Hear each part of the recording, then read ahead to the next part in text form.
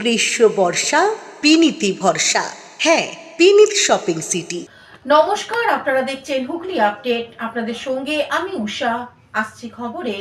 হুগলি চুঁচুড়া পৌরসভার 16 নম্বর ওয়ার্ডের এক বাড়ি থেকে তীব্র দুর্গন্ধযুক্ত মৃতদেহ উদ্ধার ঘিরে চাঞ্চল্য।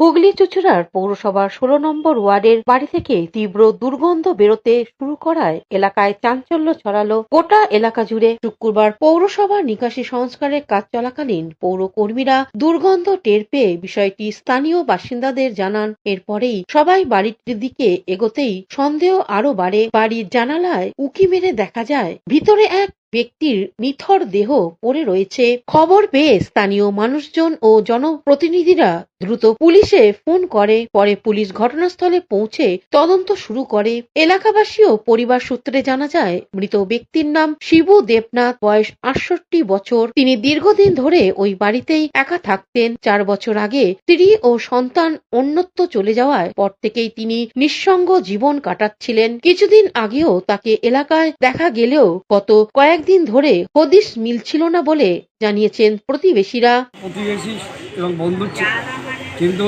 3-4 দিন ধরে ওকে দেখা যাচ্ছিল না। পৌরসভায় অস্থায়ী কর্মী হঠাৎ আজকে সকাল থেকে পচা দুর্গন্ধ পাড়া প্রতিবেশীরা জানতে পারে, শুনতে পায়।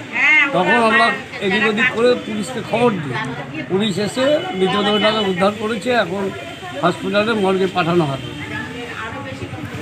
কিন্তু দারিদ্র এবং ওর বিয়েও করেছে, বউ থাকে না, বউ বাপের বাড়ি থাকে মানে ইয়েতে শ্যামনগর বাপের বাড়ি থাকে। ও একাই এখানে থাকতো। কী যে হয়েছে জানি না, মনে পচে আছে, গন্ধ বেরোচ্ছে। পাড়া প্রতিবেশী সবাই মিলে যখন জানাজানি হলো তখন পুলিশকে খবর দিলাম, পুলিশ এসেছে। স্থানীয় কাউন্সিলর অর্পিতা সাহা জানান, আল্লাহবাগান নিবাসী শিবু দেবনাথ, উনি পৌরসভার অস্থায়ী কর্মচারী ছিলেন।